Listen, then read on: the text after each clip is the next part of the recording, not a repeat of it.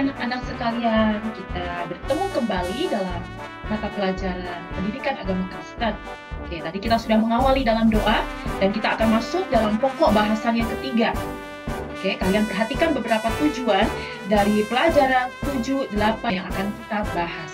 Oke, yang pertama, kalian dapat bersyukur kepada Tuhan yang telah menyadarkan manusia akan keberdosaan.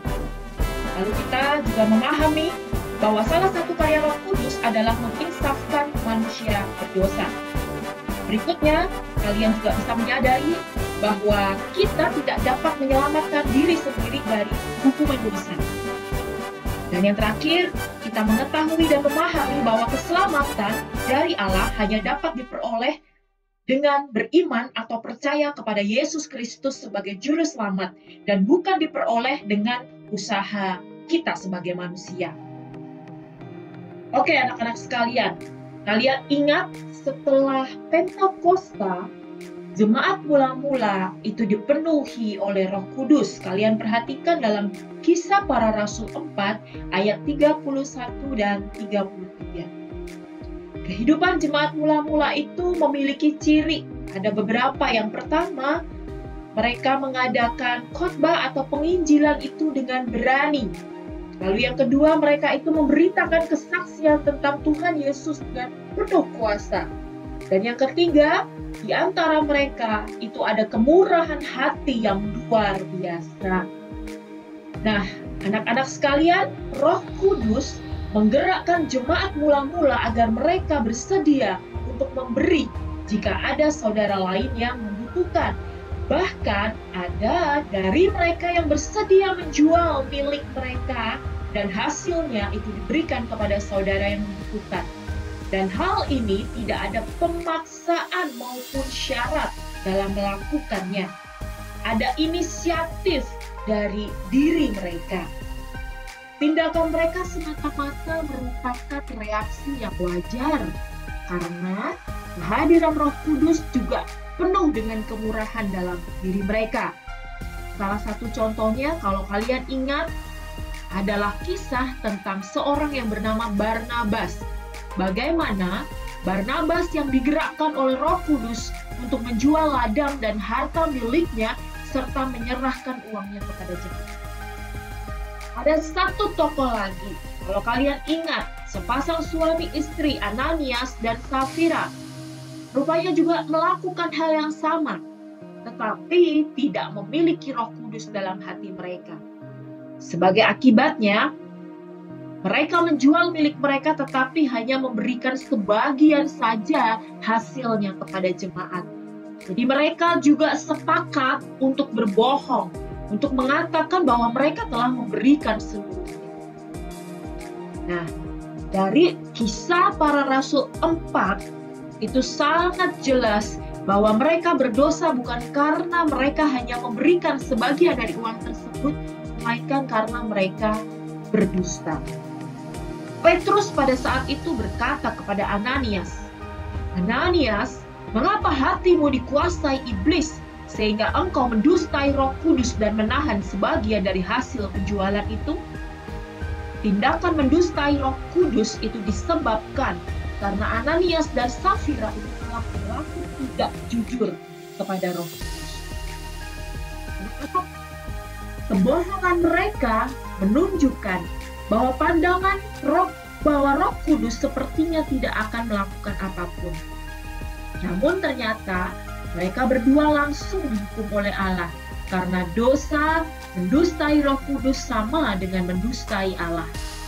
Kematian mereka yang tiba-tiba tanpa memiliki kesempatan untuk bertobat itu didasari oleh dosa mendustai Roh Kudus, sehingga dosa ini tidak dapat diampuni. Dan Allah perlu melakukan tindakan yang tegas. Allah menghukum dosa dengan serius agar jemaat yang lain juga dapat belajar untuk hidup lebih sungguh-sungguh lagi di hadapan Tuhan. Dari hal ini yang kalian bisa pelajari bahwa manusia itu perlu menyadari kehadiran Roh Kudus dalam hidupnya. Yang kedua, ketika mendustai Roh Kudus itu adalah dosa yang tidak dapat diampuni. Dan Allah tidak pernah mentolerir dosa. Roma 6 ayat 23. Sebab upah dosa ialah maut, tetapi karunia Allah ialah hidup yang kekal dalam Kristus Yesus Tuhan kita. Sekali lagi, kalian melafalkan bagian ini. Roma 6 ayat 23. Sebab upah dosa ialah maut, tetapi karunia Allah ialah hidup yang kekal dalam Kristus Yesus Tuhan kita. Nah, anak-anak sekalian, kalian tahu siapakah dia? Seorang anak laki-laki yang dilahirkan di Inggris pada tahun 1725. Ibunya itu adalah seorang Kristen yang saleh dan selalu mengajarkan tentang Yesus yang adalah Tuhan dan Juru Selamat. Sedangkan ayahnya itu adalah seorang nahkoda kapal laut. Tetapi di usia yang ke-7, ibunya meninggal dunia. Kondisi ini menyebabkan ayahnya mengambil keputusan untuk mengajak anaknya berlayar mencari nafkah. Dan sejak saat itu dia mulai mengalami dampak pergaulan yang tidak baik dari teman-temannya.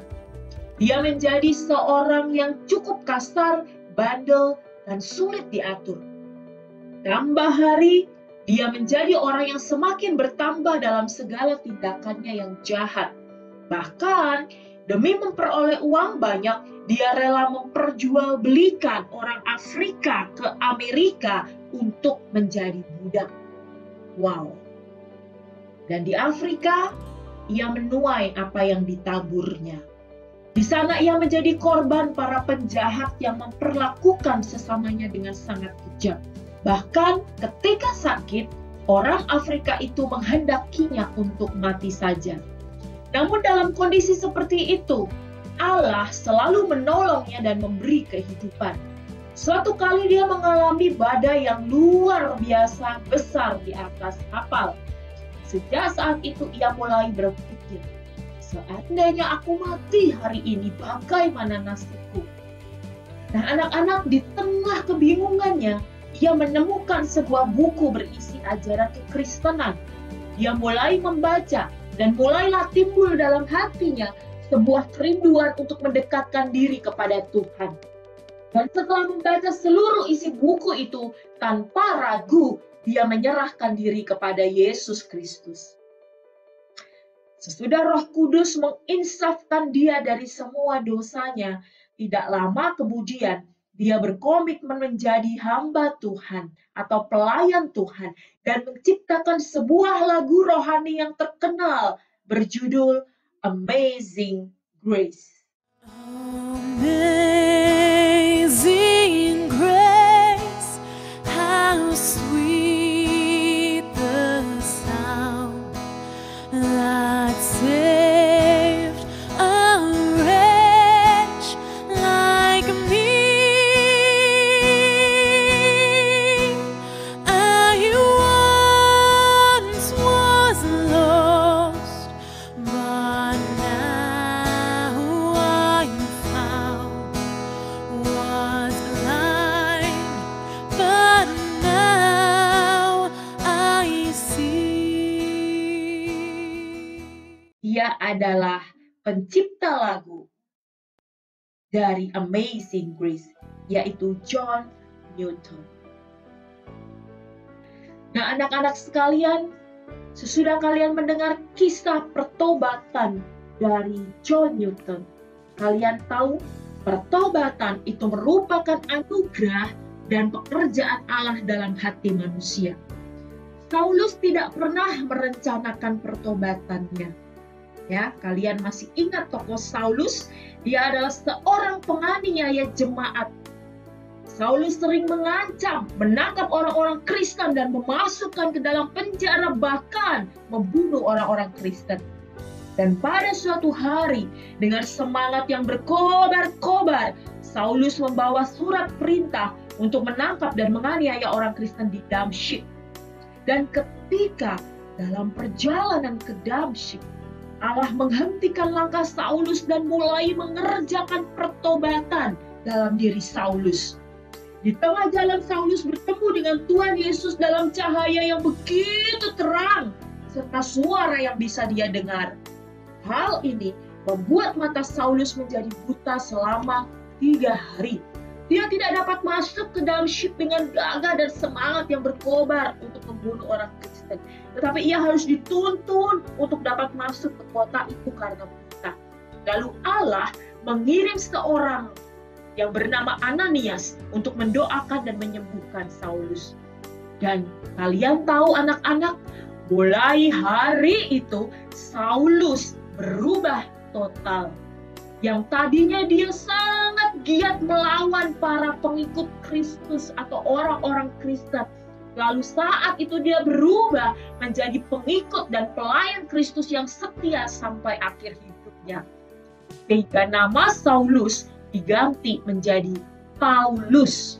Itu sebagai tanda bahwa ia kini telah menjadi manusia baru.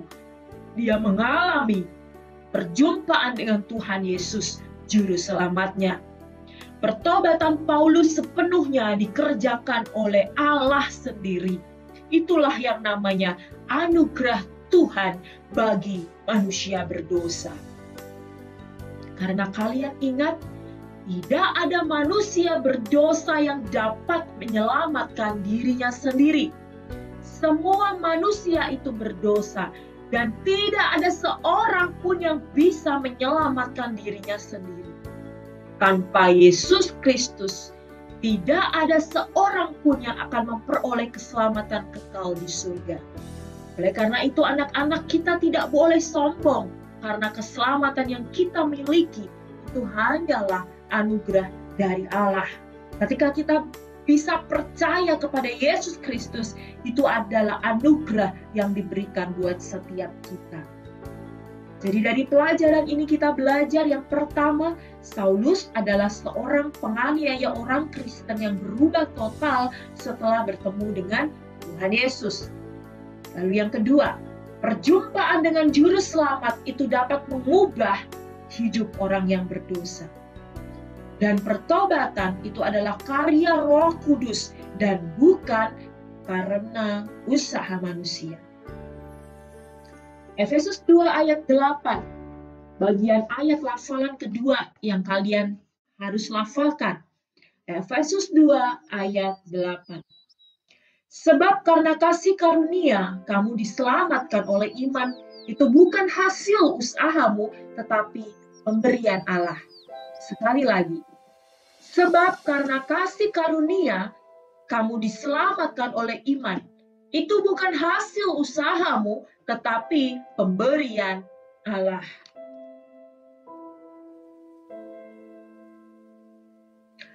Oke, anak-anak sekalian, setelah kalian belajar dalam dua bagian ini tentang akibat dari dosa, mendustai Roh Kudus, dan juga kalian sudah melihat bagaimana Roh Kudus itu menginsafkan manusia berdosa. Hal itu terjadi dalam diri Saulus dan juga kisah dari John Newton. Dan anak-anak sekalian, tugas yang Madam berikan kepada kalian hari ini adalah kalian melafalkan dua ayat. Yang pertama, Roma 6 ayat 23. Lalu berikutnya, Efesus 2 ayat 8. Kalian dapat videokan kedua ayat hafalan ini dalam satu video dan kalian dapat mengirimkannya ke Google Classroom. Dan setelah itu, kalian perhatikan evaluasi pada halaman 63. Evaluasi pada halaman 63-64. Kalian kerjakan TTS bagian tersebut, teka-teki silang yang ada. Kalian kerjakan bagian mendatar dan juga menurun. Jika sudah selesai, kalian fotokan hasilnya di halaman 63 itu ke dalam Google Classroom. Oke, sampai di sini video pembelajaran kita hari ini. Silakan kalian mengerjakan dua tugas yang Madam berikan. Oke, membuat video ayat hafalan dan mengerjakan evaluasi halaman 63. Kita akan berdoa, Madam akan memimpin kita di dalam doa. Tuhan, dalam kerajaan surga kami bersyukur karena melalui pembelajaran ini kami diingatkan bahwa Tuhan itu mengasihi setiap kami. Ketika kami hidup tidak benar di hadapan Tuhan, Roh Kudus-Mu itu yang menuntun, yang menginsafkan kami. Dan Tuhan memberikan pengampunan kepada kami. Kami bersyukur untuk kebaikan Tuhan kepada kami. Kiranya kami boleh terus hidup untuk memuliakan nama Tuhan. Hidup benar di hadapan Tuhan. Kami tidak bermain-main dengan dosa. Kami tidak bermain-main dengan keselamatan yang sudah Tuhan berikan dalam Yesus Kristus. Terima kasih Tuhan, dalam nama Tuhan Yesus kami berdoa.